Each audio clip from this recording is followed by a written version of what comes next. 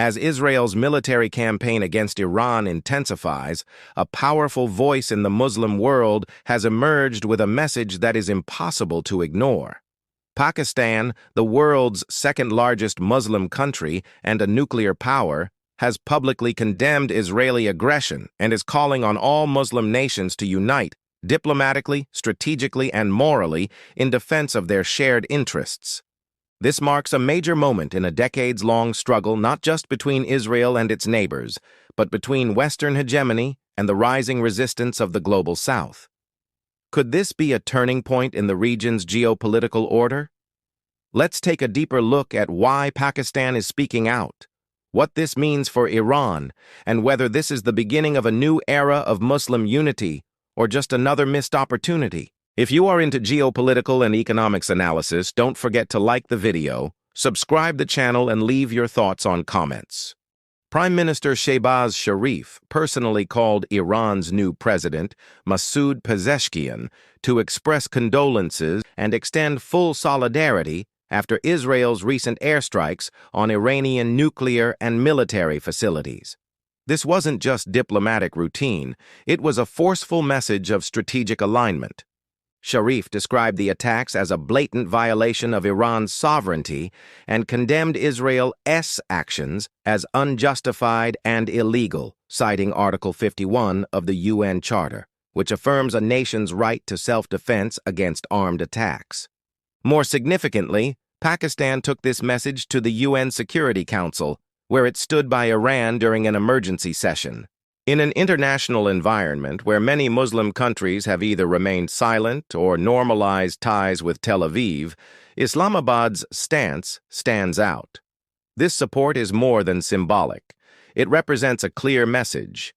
We are not neutral in this conflict. We are not silent, and we are not afraid to name the aggressor.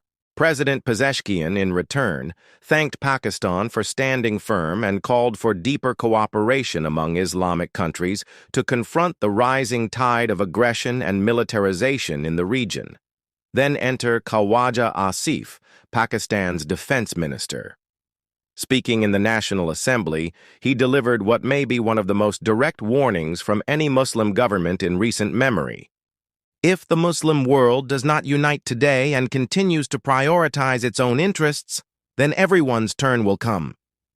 He accused Israel of not acting alone, claiming that Tel Aviv's military strikes on Iran were carried out with the help of foreign intelligence and logistical support, an indirect but unmistakable reference to U.S. backing. This is a serious allegation, and one that fits into a broader anti-imperialist critique of how Western powers have used Israel as a regional proxy to destabilize adversaries and project power across the Middle East. Asif's solution was radical but clear. Wherever there are diplomatic ties with Israel in the Muslim world, they should be severed.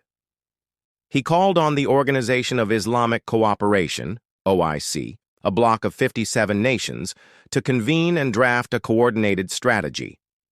Military unity, economic pressure, and diplomatic alignment were all implied as necessary components.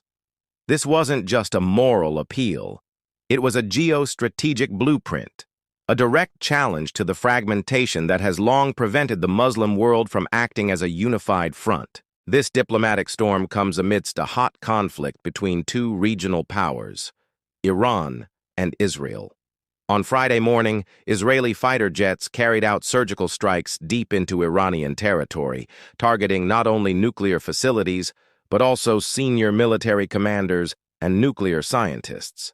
It was an act of high-stakes brinkmanship, and Iran didn't hesitate to respond. Within hours, ballistic missiles were launched at Israeli cities, including Tel Aviv, in what many analysts now consider the closest moment yet to a full-scale war between the two rivals. The U.S. officially denied involvement, but U.S. President Donald Trump publicly endorsed Israel's decision, calling it a necessary strike to prevent Iran from acquiring nuclear weapons. In retaliation, Iran suspended all nuclear negotiations with Washington, and its leadership has hinted at abandoning the nuclear deal framework entirely.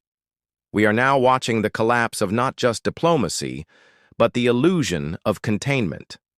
This regional conflict threatens to become a global crisis, and Pakistan, with its bold words and strategic importance, is emerging as a key player in determining what happens next. Why does Pakistan's position matter so much? For one, it's not just another Muslim-majority country. It's the only Muslim nuclear power, a military heavyweight, and a strategic bridge between the Middle East, Central Asia, and South Asia.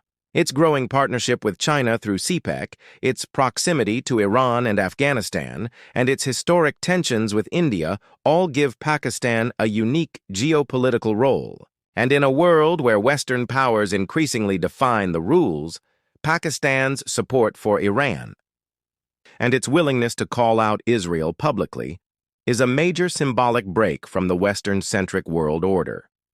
This also raises a deeper question. Is the Muslim world finally waking up to its collective strategic potential? With some Gulf states warming ties with Israel and others remaining passive, Pakistan's stance could catalyze a new Islamic geopolitical identity, rooted not in sectarian division or Western alignment, but in shared sovereignty and resistance. But unity is easier said than done. Many Muslim-majority governments remain economically dependent on the West, militarily entangled with NATO, or divided by sectarian rivalries. Saudi-Iran tensions, Turkish ambitions, and Egyptian authoritarianism all complicate the dream of a unified Islamic front. And even within Pakistan, powerful military institutions may not be fully aligned with this confrontational stance, especially given past cooperation with the U.S. Still, the moral clarity of Pakistan's current position is resonating. In an age of disillusionment, where Israel's actions in Gaza, Iran, and beyond are met with international impunity, Pakistan's call for collective resistance may be less about immediate results and more about long-term realignment. Pakistan has made its choice. In a moment where silence is complicity, it has chosen to speak, act, and align with those under siege, be it in Iran, Palestine, or Yemen. Its call for Muslim unity is not just about faith, it's about dignity, sovereignty, and resistance against a world system that continues to privilege power over justice. Whether the Muslim world answers that call remains to be seen. But history may remember this moment as the spark, the moment when one nation stood up and said, "We will not stand by, we will stand together." And don't forget, like the video and subscribe the channel to keep thinking the world how it really is.